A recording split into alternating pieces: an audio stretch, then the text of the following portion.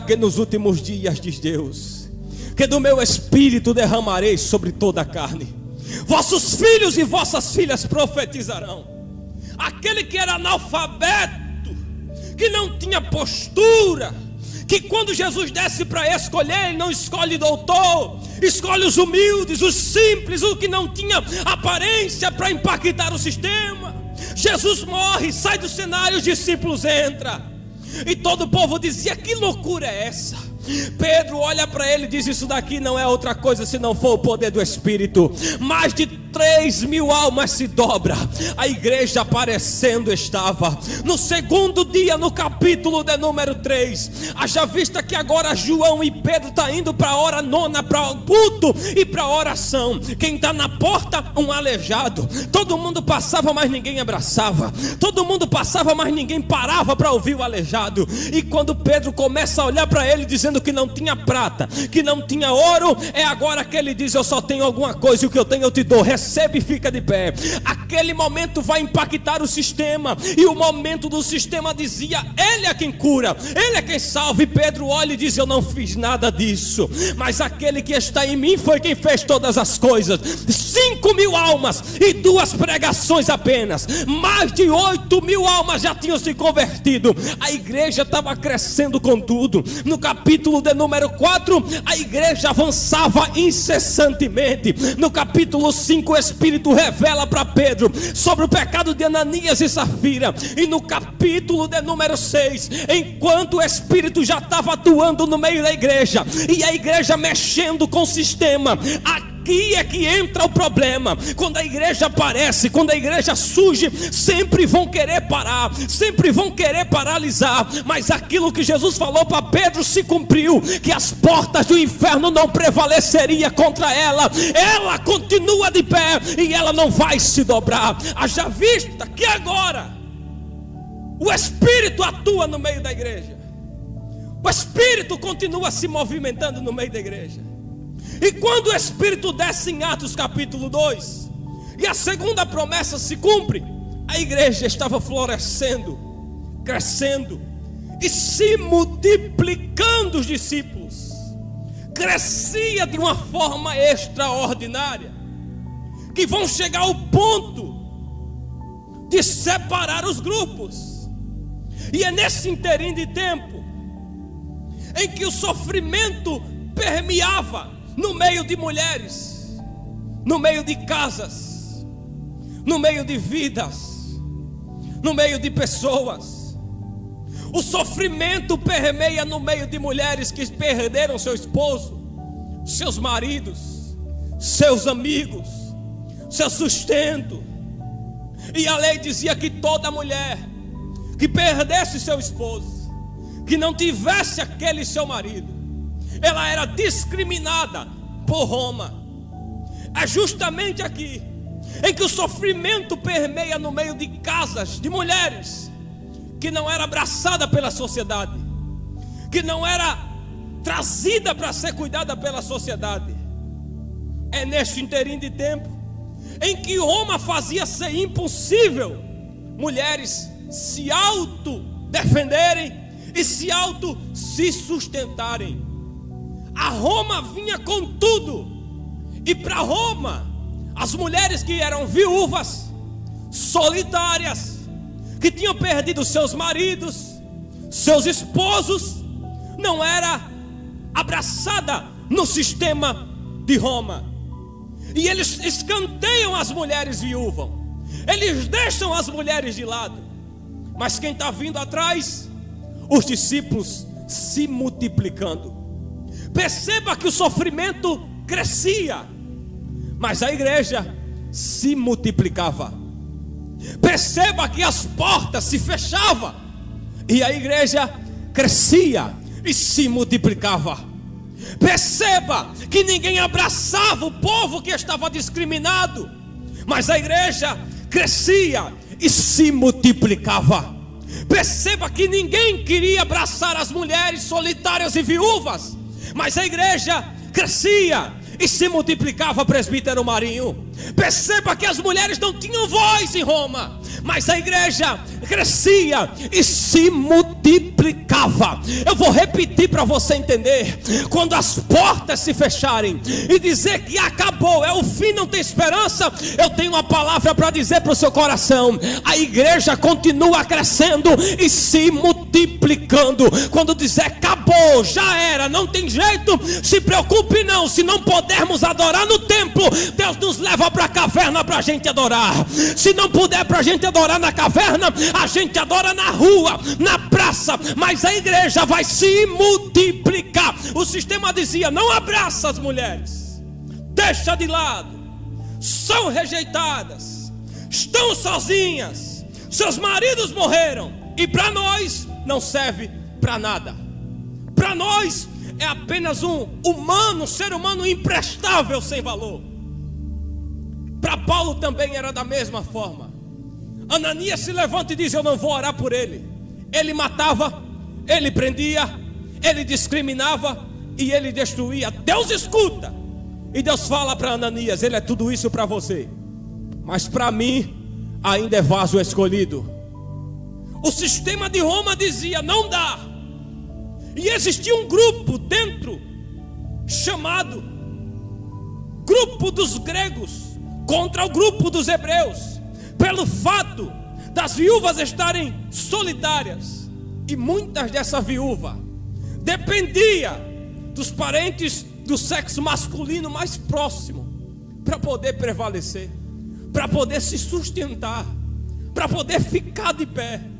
Haja vista que existia um grupo chamado cristãos helenistas, que por sua vez eram judeus vindo de Antioquia, de Alexandria e de outras partes ocidental, o qual a maioria falava em grego. E diz alguns eruditos que esse grupo de helenistas não se refere de fato ao grupo que falava grego, mas sim ao grupo que vivia como grego. Haja vista que o sistema de Roma excluía as mulheres, e os discípulos vinham se multiplicando e crescendo.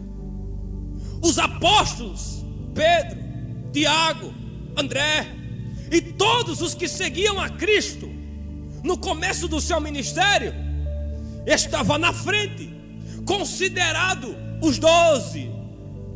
Eles se reúnem e dizem: nós precisamos chamar os homens mais importantes da igreja de Jerusalém, para que eles viessem ou venham a separar homens em meio à multidão, para que eles possam servir as casas e as mesas das mulheres viúvas.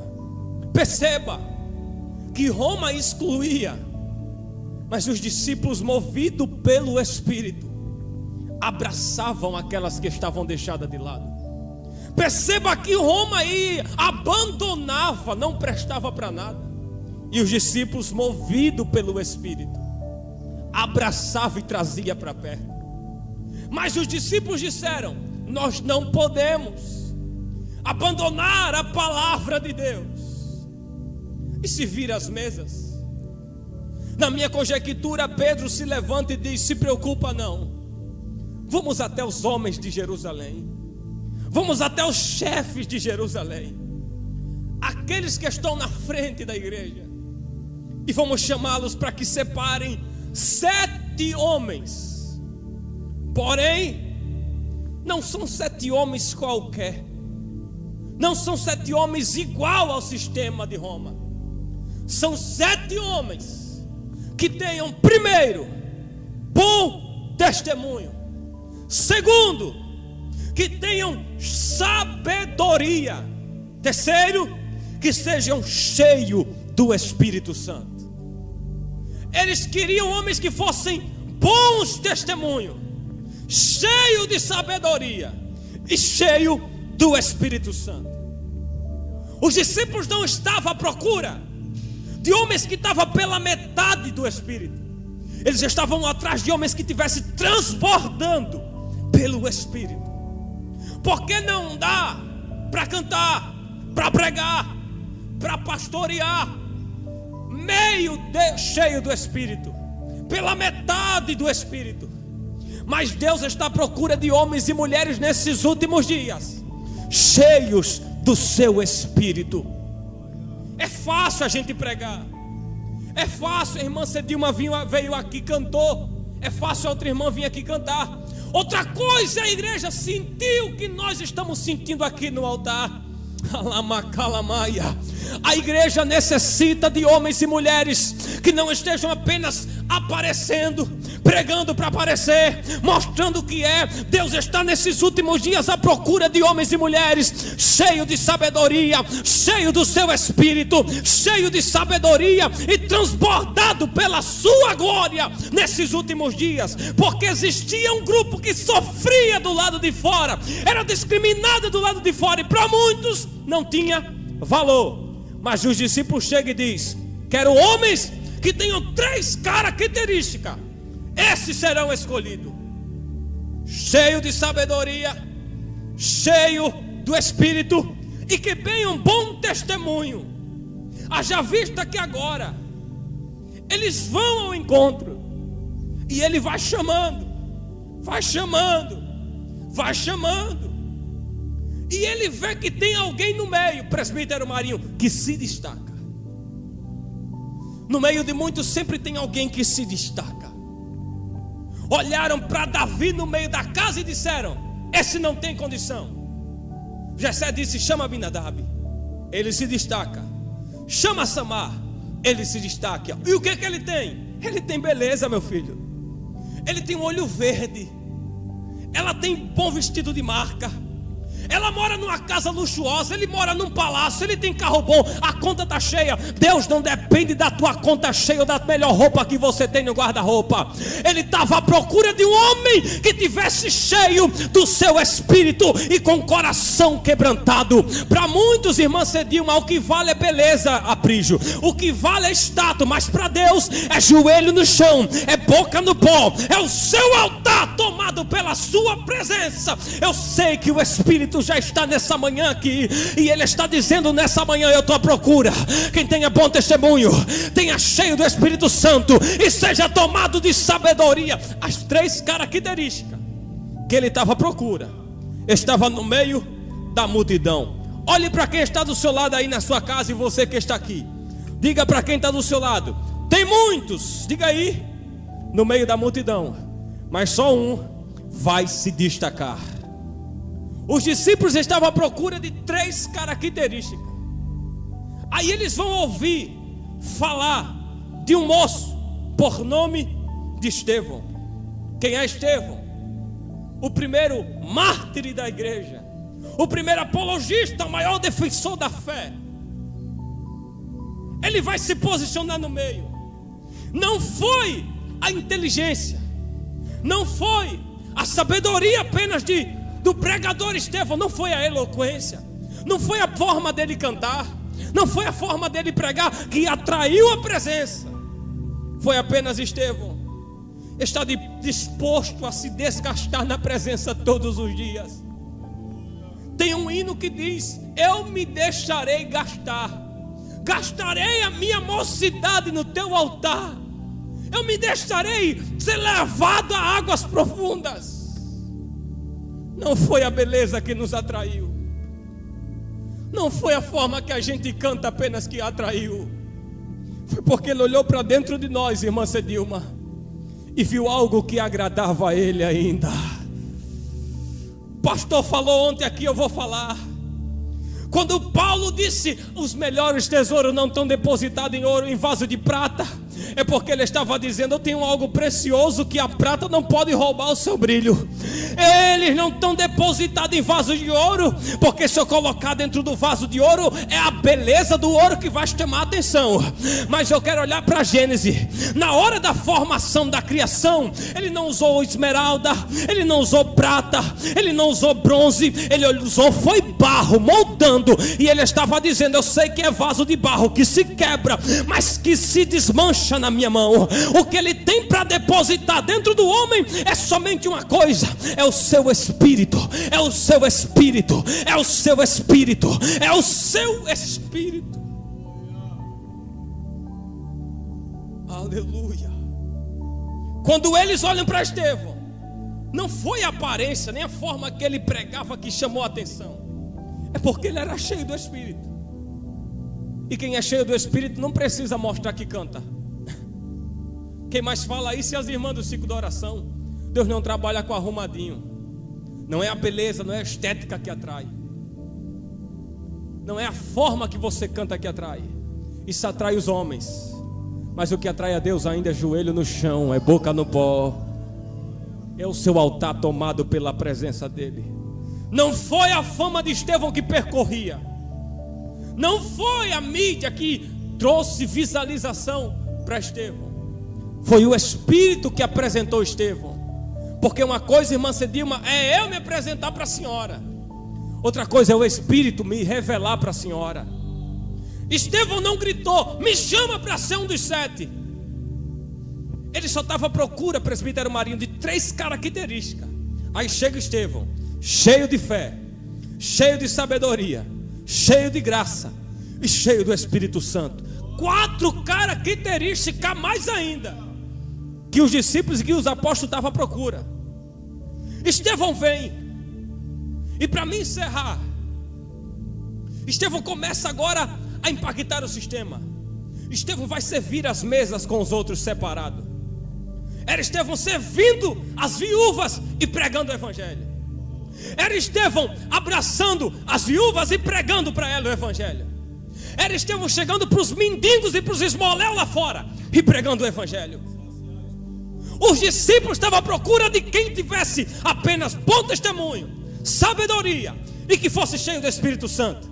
Aí vem Estevão, cheio de fé, que não estava na lista, cheio da graça, que não estava na lista, cheio de sabedoria e cheio do seu Espírito. Chega para as mendigas e diz: toma aqui a comida, mas também toma o pão vivo que desce do céu. Chegava para o mendigo e dizia: ninguém te abraçou? Abraçou não, mas toma aqui comida, toma um lençol, toma uma roupa, mas também toma o pão vivo que desceu do céu. Toma tudo o que você precisa, porque agora Estevão chega impactando. E alguns chegavam para ele e disseram: está blasfemando? Que negócio é esse que você está fazendo? O sistema se incomoda com quem ora. Aleluia! O sistema fica impactado com quem ora. O sistema fica louco com quem vem impactando o sistema. O sistema não aguenta quando Estevão chega cheio de fé, de graça, de sabedoria e do seu Espírito. É por isso que quando Jesus chegava, os homens diziam: sai fora daqui. E Jesus dizia: e quem vê a mim vê o Pai. Olha o sistema enlouquecendo. E Estevão chega cheio de fé, de sabedoria, de graça e do seu Espírito. Irmã Cedilma, quem ora é diferente, quem entende é diferente, quem tem revelação é diferente, quem vive de joelho do chão é diferente, quem vive de estátua é uma coisa, mas quem vive de graça, de fé e de sabedoria e do seu Espírito é diferente. Ele foi sendo tomado. Haja vista que agora pegam Estevão, pagam, subornam para destruir, primeiro, o testemunho de Estevão, porque foi isso que os discípulos estavam à procura. Segundo, eles queriam bater de frente com Estevão, que era cheio de sabedoria. Chegam para Estevão, pegam Estevão e levam Estevão justamente no lugar aonde os juízes estavam, aonde o julgamento acontecia. Chegam e dizem: este homem falou coisas blasfemando contra Deus e contra a lei. Estevão começa agora a ouvir. Ele não fala, porque, irmã Cedilma, é melhor se calar cheio do Espírito do que falar sem a sua presença. Porque quem fala pode errar, mas quem se cala está certo naquilo que vive. Vou repetir pela segunda vez: quem se cala sabe para quem vive. Pegaram Daniel, jogaram na cova. Ele estava calado dentro da cova, calado, gemendo na cova, calado. Pela manhã Deus chega, fecha a boca do leão e ele sai vivo de lá. E os seus inimigos que falavam entravam e foram mortos em seu lugar. Uma coisa é ficar calado e saber para que foi chamado. Estevão começa a pregar de Abraão até aquele dia. Ele começa a pregar. Olharam para Estevão e disseram: que negócio é esse? O rosto dele está brilhando. Porque quem ora e quem é cheio do Espírito Santo é diferente. Anda diferente.